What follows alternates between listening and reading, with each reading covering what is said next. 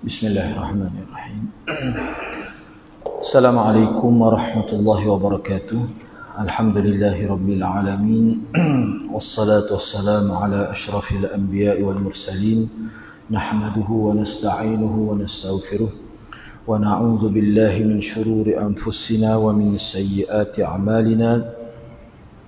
Man yahdihillahu fala mudilla lahu wa man yudlil fala hadiya lahu.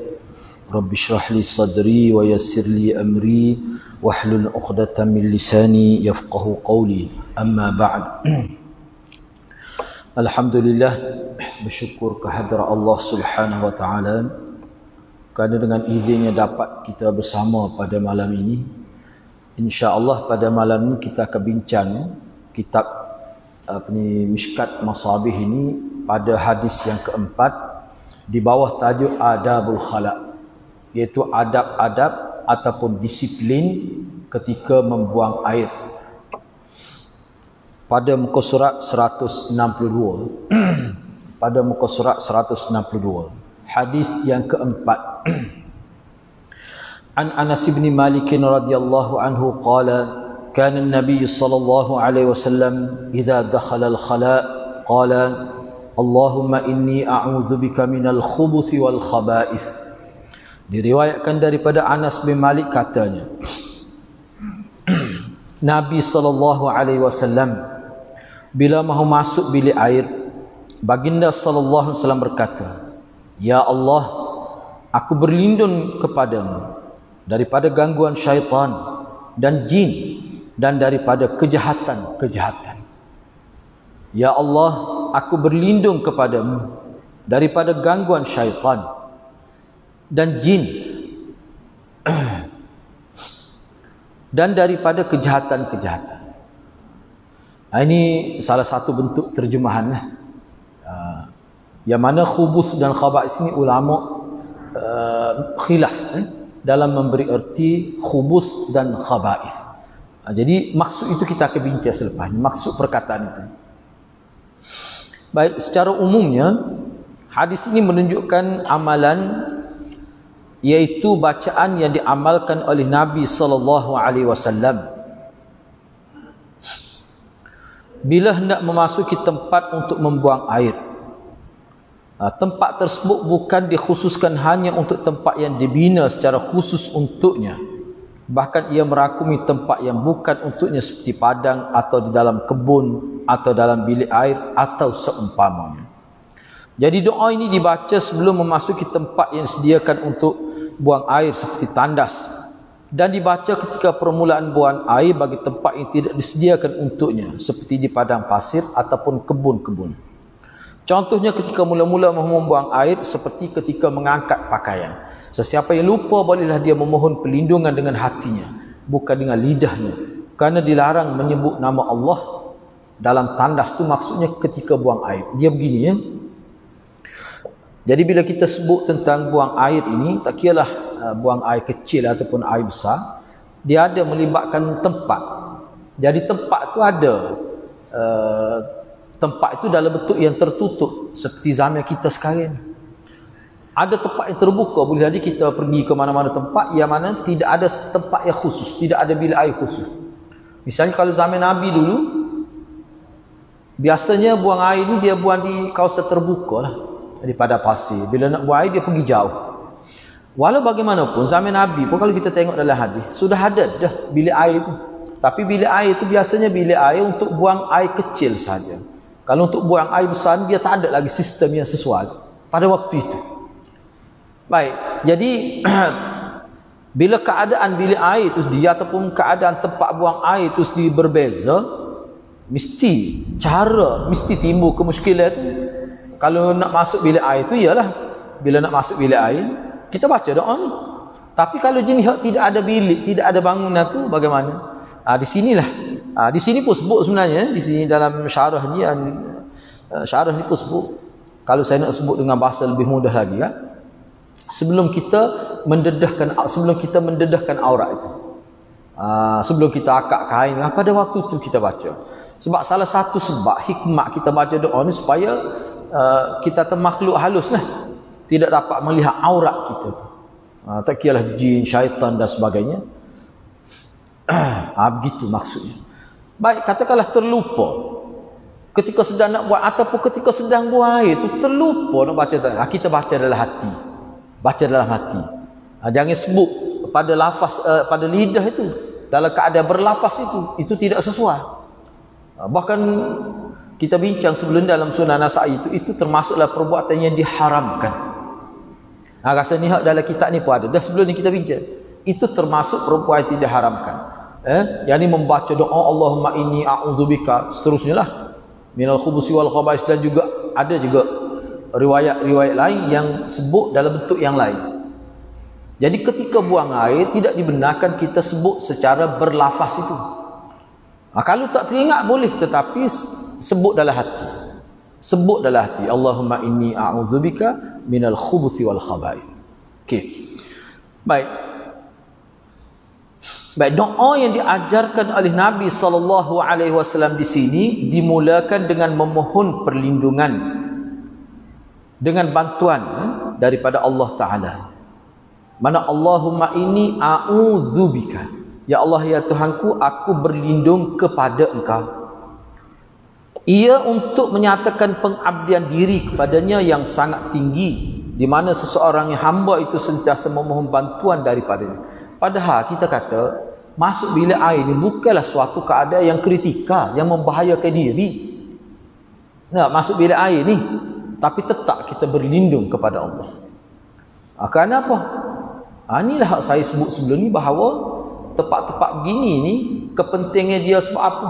Sebab untuk menunjukkan bencinya kita kepada iblis, kepada syaitan, makhluk yang jahat yang diciptakan oleh Allah itu. Kukuk dia tengok dah aurat kita. Sebab dalam hadis disebut hikmat dia, maknanya Allah Ta'ala akan hijab, tutup kita, sehingga syaitan, iblis ni dia tak nampak aurat kita. Itu kehidupan orang Islam. Jadi itu dari satu sudut lah. Dari sudut yang lain, mana kita sebut nama Allah, mana ada di situ semacam pergantungan kepada Allah. Ni sebenarnya semua ni merupakan latihan-latihan supaya kita sentiasa tauhid kepada Allah.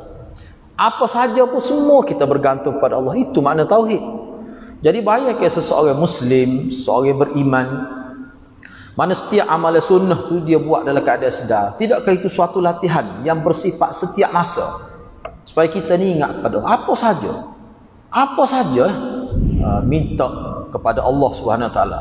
Orang yang terdidik gini payah dia nak buat syirik, payah dia nak terjerumus dalam perbuatan syirik, kufur dan sebagainya. Ini kaedah agama. Hak kita duk beriman itulah. Dalam hadis sebut, bila kita beriman kepada Allah, bila beriman kepada Allah, kita kena istiqamah dengan iman itu.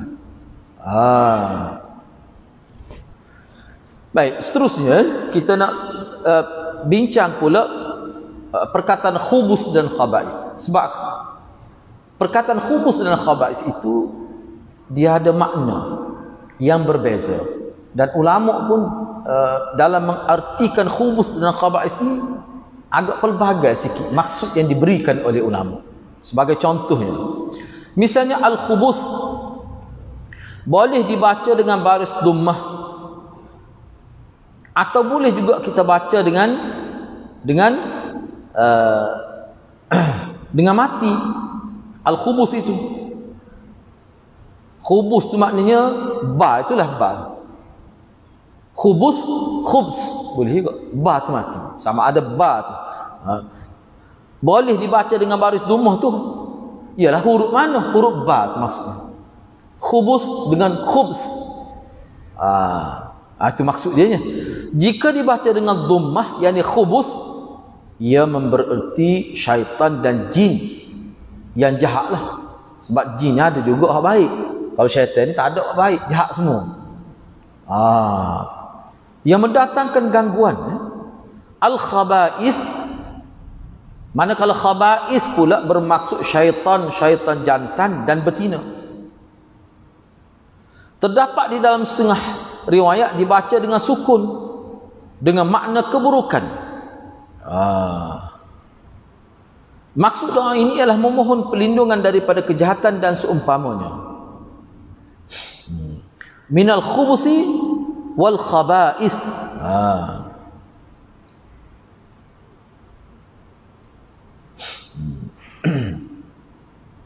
Nah, tak apalah. Khaba'ith itu atas wazan mafa'il.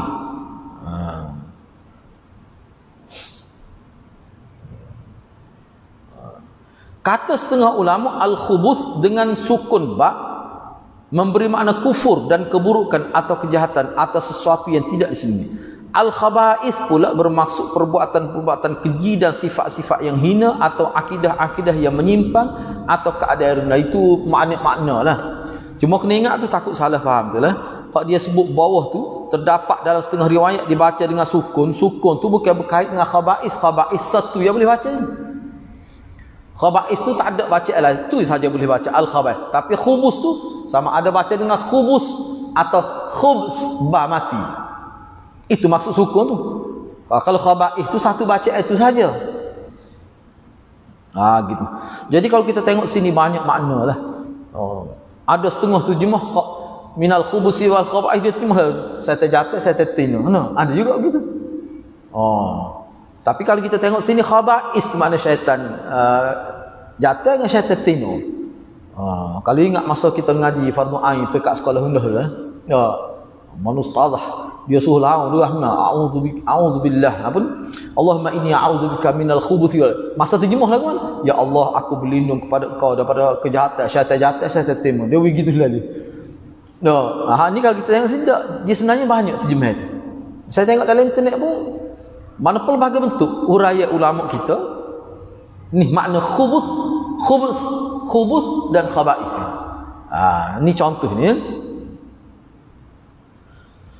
Kukuk mana pun kalau kita tengok terjemahlah walau bagaimanapun khubsun, khaba'ith semuanya merujuk kepada keburukan, perkara yang negatif, merujuk kepada kejahatan, merujuk kepada kejelekan. Dia merujuk situ. Beberapa hadis berkenaan doa ketika masuk tandas yang menyebutkan tentang tujuan bacaan doa tersebut akan datang dalam fasa kedua. Jadi dalam fasa kedua di bawah tajuk adabul khala ini akan diperjelaskan. Nabi sebut pula kenapa suruh baca doa ni. Apa suruh baca tu? Kalau tanya kita lah. Kalau orang tanya kita, kira-kiranya nak baca doa dalam bentuk hak lagu mana, dalam bentuk macam mana bila masuk bilik air, tentu kita akan kata gini, ya Allah permudahlah urusan aku buat air, sebab kemarin senak perut dah parok nak dekat dengan senja duduk dalam tu tak tobik, mesti kita kata ya Allah permudahkanlah urusan buat air. Kita tak doa gini kalau tanya kita lah. Tambah kamu hak jenis tak apa nak boleh kecing, tak lawah semelit, kita parok semelit kita kata dah. Dia kata kok mana tak sakut pauk ni. Dia. Tu. Itulah kita tengok dalam fasa kedua selepas ni. Lepas tu tak boleh kah bila kita nak buang air dan kita ni bermasalah dengan buang air. Tak ada kah? Boleh. Boleh. Selain pada kita baca doa ni, hak ni baca ni untuk supaya tidak diganggu oleh syaitan itu dan jin. Kita boleh doa tapi kena ingatlah. Masa dalam bilik air tu doa kita tu dalam bentuk lintasan dalam hati. Ya Allah, permudahkanlah urusan aku. Susahnya aku gini. Kita sebutlah, kita mengadu dengan dalam hati, tak apa tu. Doa dalam hati tu tak jadi masalah. Baik, tak apalah kukuk mana pun khasiat doa ni seperti mana disebut oleh Nabi, duduk dalam fasa kedua selepas ni. Baik, kita masuk pergi pada hadis seterusnya, iaitu hadis yang kelima. Sebab hari ni kita ni fasa pertama, kena ingatlah kita belajar kitab Mishkatul Masabih ni, mana setiap bab itu dia ada bagi pada fasa pertama, fasa kedua dan fasa ketiga. Fasa pertama tu umumnya hadis Bukhari Muslim. Fasa kedua tu dia campur-campur, fasa ketiga tu kiranya ada hadis yang lemah, campur-campur lah. Jadi fasa mula-mula ni kira hadis yang kuat lah. Dia susun begitu cara dia. Kita ni masih lagi dalam fasa yang pertama lagi ni, fasa pertama lagi. Okey, kita pergi pada hadis yang kelima. An Ibn Abbas radhiyallahu anhu qala marra Rasulullah sallallahu alaihi wasallam an qabrain faqala innahuma la yu'adzabani wa ma yu'adzabani fi kabirin amma hadha fakana la yastatiru min bawlihi wa amma hadha fakana yamshi bin namimah thumma da'a bi asibin ratbin fashaqqahu bi ithnain fagharasa ala hadha wahidan wa ala hadha wahidan thumma qala la'allahu yukhaffafu anhuma ma lam yaybasa.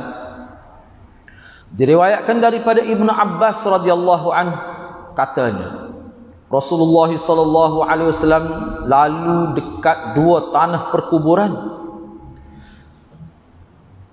Kena ingatlah, dua tanah perkuburan mana dua kubur, bukan dua. Kalau kita kata dua kubur, takut faham kubur besar tu besar. Patut kubur besar lagi besar. Tak, dua kubur mana dua orang. Dua kubur ni dua orang. Kubur dia ni sara, kubur dia ni sara. Itu maksud dua kubur sini ya. Bukan dua tanah kubur. Kalau dua tanah kubur takut pergi faham hak sekar ni, dua ekar tu takut faham gitu. Dah, dua kubur. Dua tanah kubur ni mana dua kubur. Dua kubur untuk dua orang. Gitu. Itu maksud dianya. Maka Nabi pun kata, sesungguhnya kedua-dua orang dalam kubur ni diazab, sedang diazab, dan mereka ni tidak diazab kerana suatu yang besar, kerana kesalahan yang besar lah mengikut pandangan manusia, tidak. Adapun yang ini, Nabi isyarat yang ini, kubur yang sore ni, sebab apa dia diazab? Kerana dia tidak menjaga dirinya daripada air kencingnya. Maknanya dia tidak cermat semasa kencing, tidak berhati-hati semasa kencing. Perbincangannya selepas ni lah. Adapun yang seorang lagi, dia melakukan ini perbuatan mengacung, dia mengadu domba, bercakap menyebabkan jadi perbalahan orang, jadi hubungan orang tu jadi tak baik dengan sebab dia. Orang panggil batu api, jenis batu api. Ni. Gak hak ni mudah nak berlaku lah ni. Tak payah pergi mana-mana. Duduk dalam masjid boleh buat ni. Moga dia guna telefon, dia guna smartphone, melalui WhatsApp, FB dan sebagainya. Ni kalau orang politik pandai benar lah bab ni. Kalau nak belajar tentang jadi batu api ni, kena belajar dengan orang politik. Dia pandai pelajak bab ni. Cara nak pelaga orang ni memang kemahiran. Setengah-setengah, bukan semua. Saya sebut ni bukan apa dia, sebab kadang-kadang kita kelih setengah-setengah politik ni pasal logam nak ngotoh kelih. Setengah-setengah tu lah. Bukan semua. Orang yang tak jaga percakapan, tak jaga hati dia, tak jaga agama ni, kita cakap di kalangan orang Islam. Kita sebagai rakyat ni rasa cemuh lah kelih. Jadi orang politik kena beringat. Sebab kita sebagai rakyat ni, hadirat termasuk saya ni, kita duk tengok dia. Engkau sampai internet ke, duduk rumah boleh tengok telatah pemimpin-pemimpin ni. Kadang-kadang bercakap tu sengaja, dia bercakap tu untuk supaya orang tu jadi terfitnah. Dia ingat tak dosa bagi-bagi lagu tu. Hak duk baik-baik jadi balah. Ni lah. Mana hadis ni boleh kita epek di kereta dia tu. Hadis ni biar dia baca. Banyak ada kita akan jumpa akan datang hadis berkenaan dengan orang jadi batu api. Sengaja dengan niat, kadang-kadang mesyuarat nak buat lagu mana biar balas puak ni. Jahat tak jahat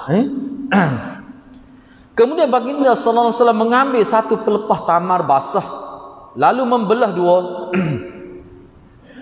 Baginda sallallahu alaihi wasallam kemudian memacak sebelah di atas satu kubur dan sebelah lagi di atas satu kubur yang lain. Kemudian baginda bersabda, mudah-mudahan akan diringankan azab kedua-duanya selagi kedua-dua pelepah itu tidak kering. Mana selagi pelepah kamar itu basah, maknanya akan diringankan azab. Hadis ni dia menjadi satu perbincangan besar juga. Dalam banyak aspek lah perbincangannya. Kita tengok sini ya, kita tengok sini. Sebab kalau kita tengok sini agak luar biasa sikit ni. Lepas tu kalau kita buat juga lagu mana? Lepas tu hak ni khusus untuk orang baru mati ke orang hak lama dah boleh buat juga. Kalau kita tengok sini hak lama dah mati. Mana kalau kita pergi kubur ni, kita pergi cari pelepah mana-mana tu, kita pergi pacak juga. Cari hak basah jeruk tu, kita pun pacak. Boleh kalau kita buat kerjaan gitu? Dan orang yang mati dalam kubur tu pun dapat kelebihan ni juga. Supaya Nabi buat dengan kita buat. Ya kau begitu. InsyaAllah kita tengok dalam perbincangan ni ya. Kalau boleh hamba pun bahasa molek juga. Kalau boleh lah. Cuba kita tengok selepas ni. Hadis ini diriwayatkan dengan sedikit perbezaan lafaz tapi makna sama. Mana hadis ni dia ada lagi hadis-hadis lain yang mana mungkin beza, ada perbezaan dari segi lafaz tapi makna sama. Zahir hadis ini menunjukkan kedua-dua penghuni kubur itu adalah orang beriman. Zahir hadisnya gitulah. Kerana mereka berdua diazab dengan sebab kesalahan dosa yang mereka lakukan. Kehidupan alam kubur atau barzakh merupakan kehidupan alam ghaib yang tidak diketahui oleh manusia. Nabi SAW hanya mengetahui kehidupan tentangnya berdasarkan apa yang diwahyukan oleh Allah Ta'ala saja. Jadi Nabi sendiri ni pun, kalau kita belajar dalam kitab-kitab Usuluddin, Nabi ni dia boleh tahu ke tidak perkara gaib? Tak boleh. Asasnya begitu. Mana Nabi ni kalau dia nak tahu perkara gaib, dia tak boleh tahu kecuali bila Allah SWT izinkan, bila Allah SWT bagi tahu, bila Allah Ta'ala wahyukan kepada dia, baru boleh. Maknanya Nabi dari sudut tahu perkara gaib ni, dia supaya kita, dia tak tahu. Lepas tu hak ni boleh tahu ni, hak ni pada waktu ni. Kalau kita bincang dah pagi tadi di Masjid Paya Rambai, hak ni tidak, hak ni cuma berkait dengan perkara gaib ni juga, berkait dengan Nabi juga. Apakah Nabi setiap kali dia pergi ke kubur mesti dia tahu? Tak. Bila Allah bagi tahu saja. Sebab banyak hadis-hadis yang menunjukkan Nabi tak tahu perkara gaib. Hak ni gaib, hak parok benar gaib ni. Hak gaib biasa pun Nabi tak tahu. Nabi tanya, apa sahabat dia tak mari, tak ada nampak 2-3 hari, tak mari mai subuh. Kira-kiranya gaib juga, tapi hak ni berat lagi gaib ni. Hak tu pun tak tahu. Maka sahabat dia kata, Sayyidina Ali sakit mata. Berapa sakit mata? Oh, Nabi tak tahu. Maka Nabi minta suruh bawa saya. Lepas tu Nabi pun bacalah sesuatu. Nabi tafalluk Nabi buat gitu. Sia selalu dalam hadis tu. Lepas tu sore tu ya, kau sakit mata sahabatnya. Ngamal lagi. Berapa Nabi tak buat gitu berlaku? Hak mana sakit mata mari sini. No. Nabi tak buat gitu. Situlah hadis-hadis kita faham bahawa mukjizat Nabi ni dia tidak berlaku setiap hari. Kalau berlaku setiap hari, habis masuk Islam orang Mekah. Misalnya Nabi bila terbit umur dia mari awan memayungi Nabi, tak payah pakai payung. Nabi tak pernah kena tari. Apa dipayungi? Kalau begitu sungguhlah masuk Islam habis mana ada Mekah. Lepas tu tak ada bayar pula. Tengok bercanggah tu. Nak ada bayar mana? Moga dah ada dipayungi oleh awal tu. Tak payah sebut lah tu. Mana sebut juga tu, mana cel. Tak ada tak kena lah tu. Benda-benda gitu tu. Tak nak sabar tu. Kalau betul gitu sungguh sah. Masuk Islam habis pobok tu. Bahkan dalam riwayat kita tengok belah bulan ni, lepas berlaku belah bulan sekali, lepas tu pobok dia minta lagi. Dia rasa serondok pula tengok bulan tu belah. Dia ingat karnival ke mana tak tahu. Dia minta berkali-kali supaya Nabi belah bulan. Nabi tak belah. Nabi tak ikut area dia. Baik, misalnya di sini. Jelas bahawa hak ni dasar pada maklumat daripada Allah. Nabi tahu. Bahkan Nabi SAW menyebutkan dalam hadis ini bahawa dua kesalahan yang terdapat dalam hadis ini bukan merupakan suatu yang besar. Jadi bagaimana Nabi boleh tahu? Okey, kita kata dah, dia ni diazab. Nabi tahu dia diazab. Kenapa diazab? Nabi sebut pula faktor dia. Hak ni tak cermat, tak berhati-hati ketika buang air kecil. Hak ni pula ni kerana ada sikap buruk, perangai buruk juga dia. Jadi batu api, suka melaga-laga ke orang. Nabi tahu mari mana tu? Wahyu tu. Hak tu kita tak boleh. Kita tak akan dapat. Terselok royak setinggi mana, tak akan dapat. Bagaimana kedua-dua orang yang diazab dalam kubur ni bukan merupakan suatu perkara yang besar, sedangkan penghuni kubur diazab kerananya. Kerana itu di dalam riwayat yang lain terdapat tambahan begini. Kalau kita kira kecil ni perkara kecil ya, tapi dah tak jaga menyebabkan perkara besar jadi tak selesai. Kita jaga kecil tu terjejah besar.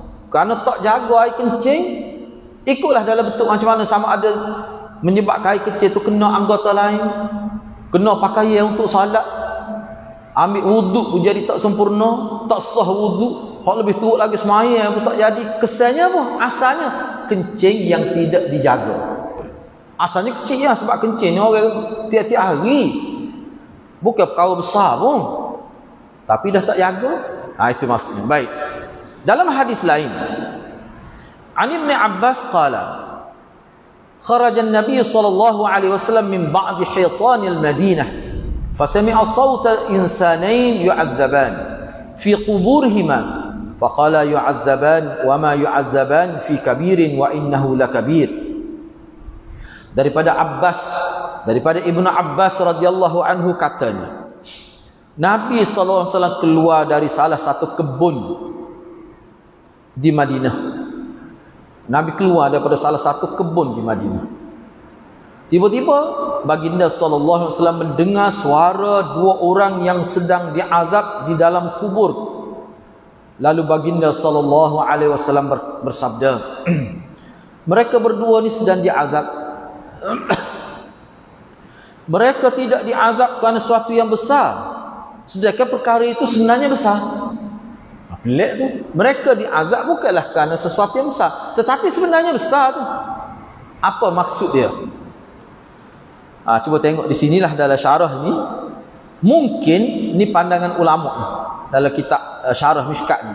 Mungkin maksud bukan sesuatu yang besar dalam hadis ini ialah kencing itu bukanlah dianggap sesuatu yang besar mengikut pandangan manusia. Tu. Sebab tu setengah-setengah ni hak kita tahulah. Pertama-tama kalau orang itu tidak Islam misalnya. Kadang-kadang orang Islam kita kalau kencing biasa gitu, tak ada istibrak. Kadang-kadang pakai tak basuh gitu, tak basuh. Kalau basuh pun lebih-lebih kuat gitu. Pertama-tama kalau hak lelaki. Banyak berlaku gitu. Walaupun tu wadah pun cara basuh kencing semua budak-budak.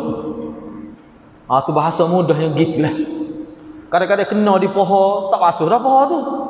Kena di lutut, tak basuh dah lutut tu. Lepas tu kena di kaki, dah kencing dah sambil berdiri. Lepas tu ambil wuduk, cuba bayar. Dia kencing, orang kata panggil ngecik, terpencik kena di kaki dia. Dia tak basuh dah kaki. Lepas tu pergi ambil wuduk. Macam mana gitu? Lepas tu semaya sah atau tidak? Wuduk sendiri pun tak sempurna. Itu kesal dia.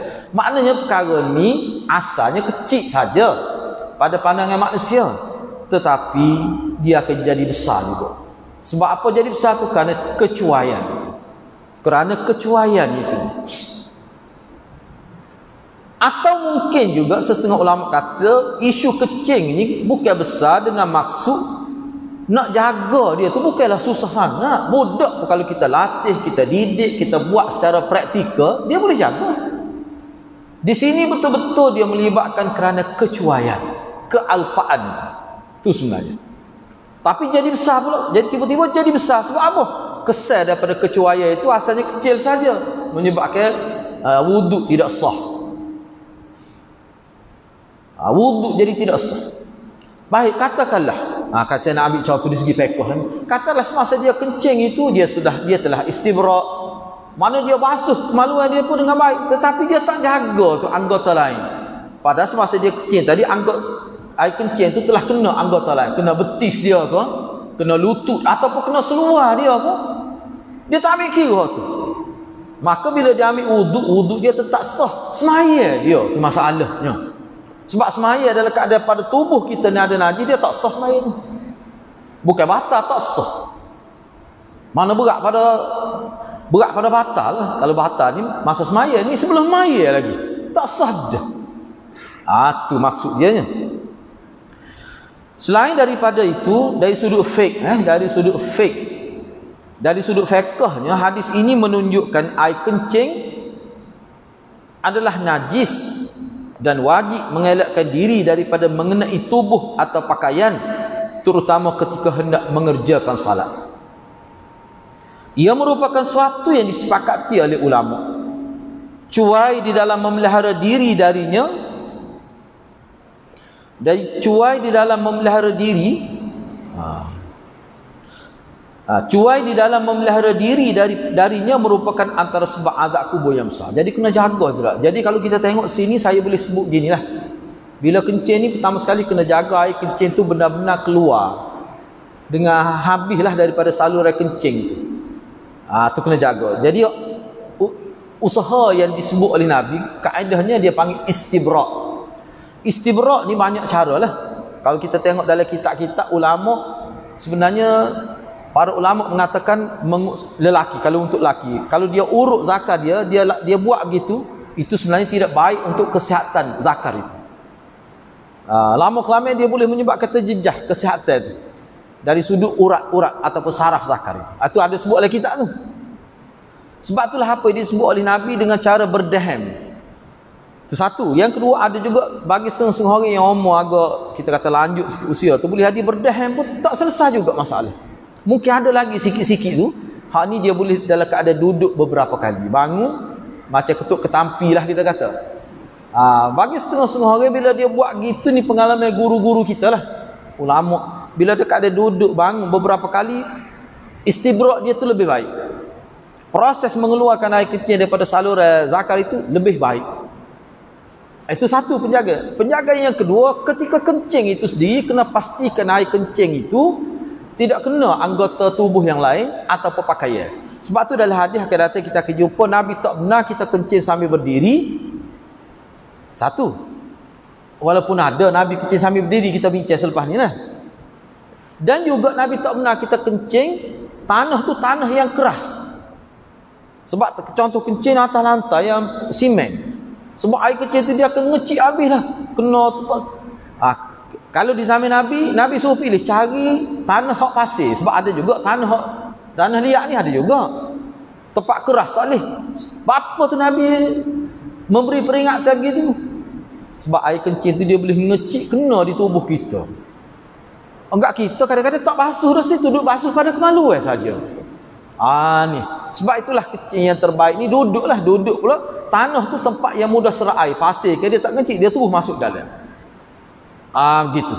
Lepas tu dalam hadis sebut kalau kita kencing tu, mana tempat tu pasti ke tempat yang kita duduk tempat tinggi, air kencing kita tu kena pada tempat yang lebih rendah daripada kaki kita supaya dia mengalir pergi ke lain. Itu antara yang Nabi sebutlah dalam hadis. Kena jagalah. Patut Nabi kencing sambil berdiri tu kita bincang selepas ni, ada dalam hadis akhirat. Dalam hadis lain ni ada disebut ni ada disebut ni. Jadi air kencing manusia ni, khususnya kita hak dewasa ni lah, najis, ini perkara yang telah disepakati ulama. Ulama sepakat memang najis.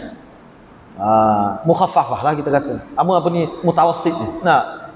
Maknanya mutawassit. Mana hak pertengah ni memang kena basuh guna air lah. Baik. Cuai di dalam memelihara diri daripadanya merupakan sebab azab kubur yang besar. Ia dijelaskan lagi oleh hadis yang lain seperti hadis ni an Abi Hurairah anin Nabi sallallahu alaihi wasallam qala aktsaru azabil qabri fil baul. Diriwayatkan daripada Abi Hurairah daripada Nabi sallallahu alaihi wasallam, Nabi bersabda, kebanyakan azab kubur ni dia ada berkait dengan kencing. Kebanyakan azab kubur. Kenapa begitu? Sebelum kita baca, saya sebut secara ringkas dulu lah. Sebab perbuatan orang panggil maksiat tu, kejahatan yang kita buat atas muka dunia ni, bukan semua diazab dalam kubur kerana perbuatan tu, bukan semua. Kebanyakan kejahatan manusia yang dilakukan muka dunia diazab di hari akhirat, bukan dalam kubur. Tetapi ada juga setengah-setengah amalan hak manusia buat, amalan hak jahat lah, hak menyalahi syariat, diazab dalam kubur, ada juga. Hak tu maksud Nabi, hak banyaknya hak kalau azab kena kubur, maknanya tak ada sampai hari akhirat kena dah kubur. Hak ni lah hak paling banyak. Hak ni lah. Misalnya kalau seorang tu menipu orang tu, tidak semesti dia azab dalam kubur, tapi akhirat tentu kena kalau dia tak bertaubat. Misalnya Nabi sebut antara perbuatan jahat yang diazab dalam kubur, tipu tanah orang. Himpit tara, istilah himpit tara, tipu tanah orang lah. Himpit tara kena, kalau tipu tanah sekeping lah. Tu lagi lah. Tu memang atas dunia lagi. Dalam alam barzah kena dah. Tapi bukan semua Nabi sebut. Ada. Hak ni, maknanya Nabi kata hak ni lah banyak kali lah. Okey kecing tak jaga ni banyak sekali. Sebab apa? Sebab hal ni berlaku setiap hari. Tak tipu tanah orang, tak berlaku tiap-tiap hari tu. Tapi hal tu pun kena juga. Hal tu memang kena lah.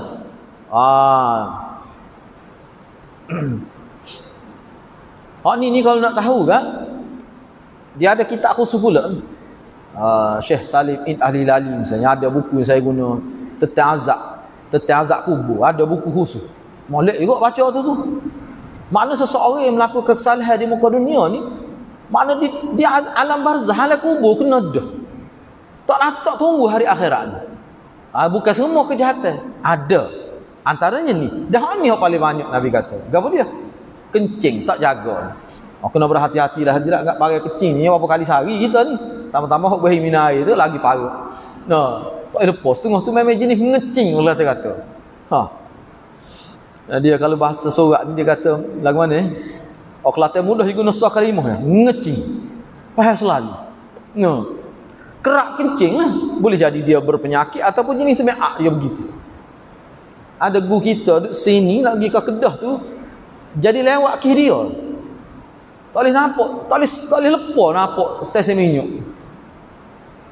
Kita kata susah kata bawa mu ni. Nampak stesen minyak, dia tu nampak tu kena dia bersyawar kalau nampak stesen minyak bertilan lu kata paruk lagu ni. Nak siapa kau sungatan ni paruk ada jenis gitu. Ni juga ada tak? Kalau dia tak jaga dekat paruk paruk tu. Jadi makna sebab tu Nabi sebut tu. Kita kata tipu tanah orang apa kena juga. Tetapi bukan semua orang buat. Orang-orang jahat sungguh yang buat tu. Tapi hak ni kecil, orang baik, orang jahat pun kecil lah kau. Hak ni. Sebab tu Nabi kata gitu tu. Maknanya kena beringat sungguh kita tu. Tamu-tamu pakai jubah pun. Pengalaman kita pakai jubah kan. Payah kat lah. Nak pecah. Kat tekuk banyak kara tu. Lepas tu nak kecilnya jatuh pula. Kena pula sodah nak basuh. Benda-benda gitu kena jaga. Benda-benda gitu kena jaga.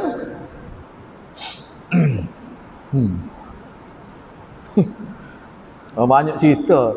Malah nak cerita kau cerita. Pada habis dengan cerita. Ni cerita orang pergi Mekah ni. Cerita orang pergi Mekah. Dia ni kesal daripada kencing ni akhir sekali jadi was-was.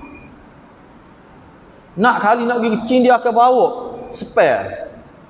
Kain hot spare. Sama ada kain ihram ke ataupun kain lain. Dia rasa dia jadi hati dia tak tenang kalau masuk bilik air tak salih pakaian dia. Sampai jadi gitu.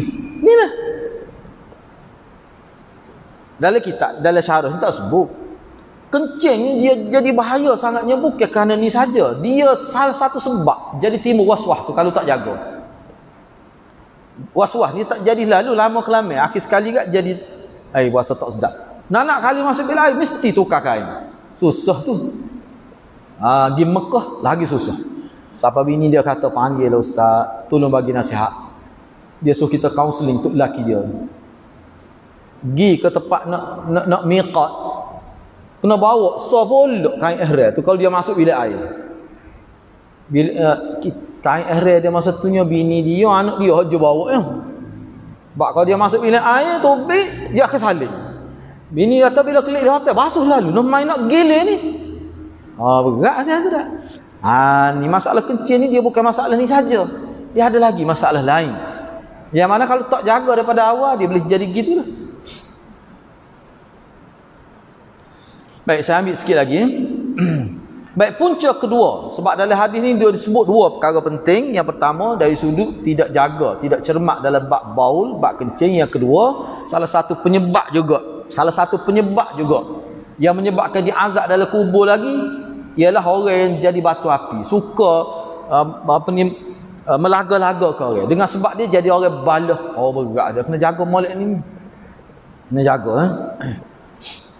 Punca kedua yang menyebabkan azab kubur yang disebut dalam hadis ini ialah mengadu domba. Yang ini menjadi batu api.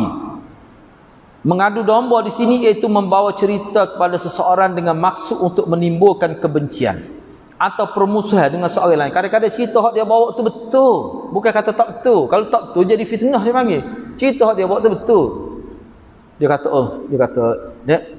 kata saing demo tu. Beringat sikit saing dia. Dia begitu. Sebab minggu lepas dia sebut dia kata demo tu. Dia sebut tentang demo. Kawan pun pelik juga. Dia sebut begitu. Bahaya saing gini hati-hati. Saing gini bahaya. Dia jadi rosak kehidupan bermasyarakat itu. Kadang-kadang dia sebut tu pandai beringat sikit. Kawan nak cerita pun tak beramah. Dia gitu. Dia tak saya cerita. Dia gitu. Kita pun terima macam-macam hari dah. 2 hari tak ilah lagi duk mikir menata apa ni. Nyarayak gapo ni. Punah lah saya. Jadi punah dah saya tu. Hubungan jadi retak dah tu. Ni ada jenis penyakit ni.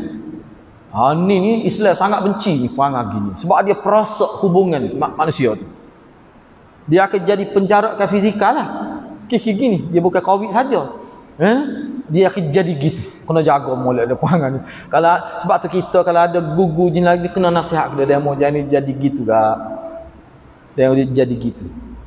Kalau boleh royak dia tak ingat hadis tak apa baca terjemah ke dia. Royak ke dia. Bahaya buat nyanyi. Kesal dianya boleh menimbulkan kebencian atau permusuhan dengan orang lain. Ia merangkumi sama ada sesuatu cerita tu benar ke atau tak benar, tak kira lah. Asalkan dia yang mencetuskan perbalahan tu, kebencian itu. Nabi SAW memberikan ancaman keras terhadap perbuatan mengadu domba ini menjadi batu api ini, sebagaimana disebut dalam hadis lain. An Hudzaifah qala sami'tu Rasulullah sallallahu alaihi wasallam yaqul la yadkhulul jannah nammam. Diriwayatkan daripada Hudzaifah katanya, saya mendengar Rasulullah sallallahu alaihi wasallam bersabda, tidak akan masuk syurga orang yang mengadu domba. Tidak akan masuk syurga orang yang jadi batu api. Tidak akan masuk syurga orang yang melaga-lagakan manusia.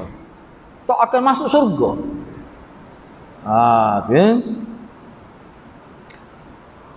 Apa maksud tidak masuk syurga tu? Tidak masuk syurga bukan bermaksud terkeluar daripada Islam dan langsung tidak dapat memasuki syurga, tetapi sebaliknya ia merupakan ancaman keras dan sebagai tanda dosa besar. Ini kerana seseorang Muslim tidak terkeluar daripada Islam kerana melakukan dosa besar. Dalam setengah-setengah kitab lain ada ulama sebut lebih detail lagi. Begini hadis-hadis yang menyebutkan tidak masuk surga bila buat kesalahan, dia memberi makna beberapa perkara. Yang pertama, selain daripada hal sebut sini, nak ayatnya itu isyarat dosa besar. Isyarat dosa besar. Yang kedua, isyarat dia ni lambat masuk surga. Sebab apa? Sebab perbuatannya besar terlaja. Besar, nak ayatnya besar, siapa tak masuk. Padahal akan masuk juga sebab dia Islam. Yang ketiga, boleh dengan erti bahawa dia akan masuk neraka. Bila kata tak masuk surga, akan masuk neraka tu lama. Itu antara disebut oleh ulama. Yang keempat, ada juga ulama kata dia ni antara orang yang lewat masuk surga kalau dia tak bertaubat dengan dosa. Ayatnya berat lah. Berat kena berhati-hati sangat lah hadirat. Sebab mengadu domba ni dia mudah sangat ni, sebab dia tak perlu modal pun. Dia tak perlu modal pun. Tak perlu isi borang. Kecek gitu je. Kalau demam sikit-sikit boleh lagi. Tak mesti segar belah mana. Mudah. Ni bahaya. Tamu-tamu sambil ni tak mudah benar lah. Perut dia masuk dalam grup WhatsApp, kau calon ambil habis hari lain. Kalau saat dia molek-molek sejuk, molek-molek masuk dia jadi panah lalu. Ada jenis manusia tak pakar gini. Kalau dia tak masuk apa tak apa, dia masuk sudah. Ada. Walaupun kita tahu lah kau ni no. Kadang-kadang kita kata masuk dah kahwin, masuk dah. No, kadang kita kata gitu. Tapi orang lagu ni ke dia, ialah kemaluan ada, tapi malu tu tak ada. Orang jenis ni lah, kata gapo tak apa. Hilang dah sifat-sifat baik tu baru ada. Ni lah. Kesian dia, sebab tu kena nasihat lah. Kalau boleh PM ke dia. PM ke dia ni, masuk hadis ni sama dengan terjemahan. Kata ni sunnah, hadis ni berkali Nabi buat untuk demo dah ni. Kayak gitu. Hadis ni sesuai sangat untuk demo. Kau ambil tepek, kita kata. Untuk demo. Kadang-kadang manusia ni kalau kita kata, kalau syarah secara lembut ni kadang-kadang tak pakas setengah orang ni kena gitu. Mudah-mudahan biar dia berubah. Kita sebagai saya, kalau saya ke dia. Tak kira lah dalam channel politik ke channel peniaga, tak kira. Akan ada sama jenis perangai lagu ni. Ni. Kita habislah sikit ni. Tidak menjaga diri dari air kencing, iaitu najis, membawa kepada kerosakan hubungan seseorang dengan Allah. Ni kesimpulan sangat bagus. Hak tadi apa jadi masuk neraka menyebabkan dia azab tu? Sebab kita jaga air kencing ni, maknanya hubungan dengan Allah jadi terjejah. semaya jadi tak sah. Adapun mengadu domba ni, hak kita panggil jadi batu api ni, berapa besar sangat dosa tu? Sebab dia menjejaskan hubungan dengan manusia. Kalau hak kencing tadi dia menjejaskan hubungan dengan Allah, semaya tu hubungan kita dengan Allah. Tiba-tiba tak jadi semaya tu, tak sah semaya. Sebab apa? Kita tak jaga kencing. Beratlah. Hak ni pula ni besar dianya mengadu domba ni kerana dia memutuskan hubungan sesama manusia. Hak duk molek-molek jadi bala. Sebab kita ni orang Islam kena jaga dua. Hablum minallah dengan hablum minan nas. Jaga hubungan kita dengan Allah dan jaga hubungan kita dengan manusia. Dua perkara besar. Patutlah. Jadi dengan kesimpulan dia buat kita nampak patut besar pun. Sebab dia boleh menjejah kedua prinsip. Hubungan manusia sebagai seorang mukmin, hubungan dengan Allah, hubungan dengan manusia. Begitulah hadirat. InsyaAllah hadis yang ke-6 tu kita akan bincang minggu hadapan, dan insyaAllah saya setakat itulah dulu. Mudah-mudahan Allah berkati kita semua. Aqulu qawli hadza wa astaghfirullahal azim li wa lakum. Wassalamualaikum warahmatullahi wabarakatuh.